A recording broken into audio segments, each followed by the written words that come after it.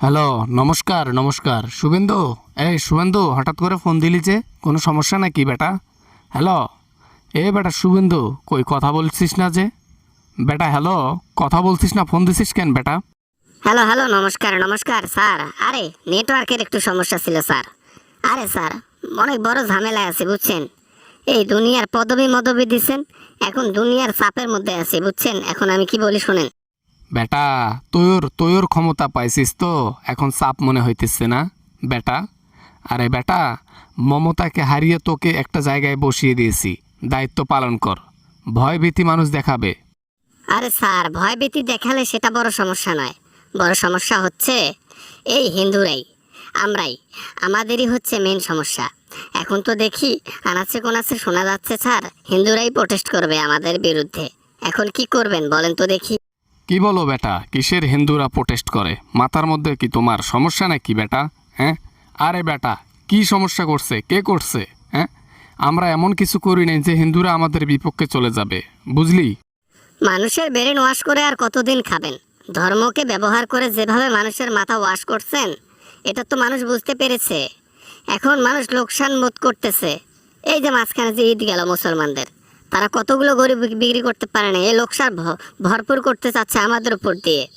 আরে আমরা যা আইন করেছি, আইন যে পাশ করেছি, 14 বছর পর গরু বিক্রেতা বিক্রি করতে পারবে। এই আইনটা কেউ যেন ভঙ্গ না করতে পারে, বুঝলে শুভেন্দু? আরে বেটা, এটাই তো মেন সমস্যা।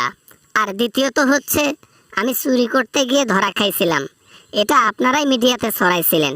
এখন ওই জিনিসটা নিয়ে একটা ইস্যু ক্রিয়েট হয়েছে কিরকম, যে একটা চোরকে ক্ষমতা দিলে।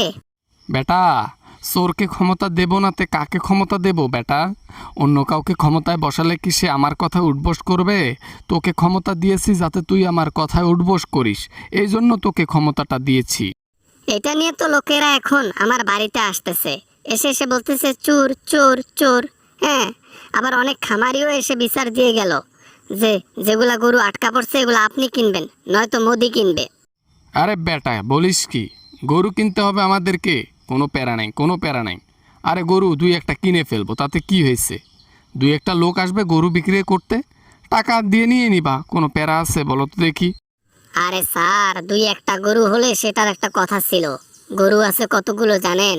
শখানিক খামারি আছে, তাদের এতগুলো গুলো গরু আছে যে শ কোটি টাকা ওখানে কম কিছু। এই মারছে রে এতগুলো গরু। হ্যাঁ, টাকা দিয়ে কিনবো কেমন করে? সামনে পুজো, মানুষ এভাবে চাপ দিলে তো নিজের ধর্মের লোকই আমাদেরকে বাজ দেবে। তাহলে কি করা যায় শুভেন্দু, বলো? কিছু করার নাই, এখন আর এই আইনটা রাখা যাবে না, আইন তুলে নিতে হবে। তারা ব্যবসায়ী গরু ব্যবসা করবে। এত কঠোর হওয়া যাবে না স্যার, তাহলে দেখবেন মাঠেই আমরা পতন হয়ে গেছি। তাই বলে এত কিছু হয়ে যাবে আর আমরা কিচ্ছু বলবো না? আমরা আইন বানালাম, আবার আমাদেরকে আইন ভাঙতে হবে? না, ব্যাপারটা একটু হজম করতে পারতেছি না, বুঝছো শুভেন্দু? এখন যদি আইন ভঙ্গ না করেন, আপনার কথার মধ্যে যদি অঢল থাকেন, তাহলে দেখা যাবে দেশের জনগণ আপনার উপর ক্ষেপে গেছে। কেননা আপনি যে ধর্মকে ব্যবহার করে মানুষের ভালোবাসা লুটেন, এটা সবাই জানে কিন্তু। থাক থাক থাক শুভেন্দু, আর গভীরে যাওয়ার দরকার নেই। ফোন কলে আসো, এনি টাইম আবার ফোন কলের ইয়েটা আবার মানুষ শুনতে পারবে, বুঝছো? তা ঠিক আছে, ফোন রাইখা দাও, আমি পরে কথা বলবো এই বিষয়ে।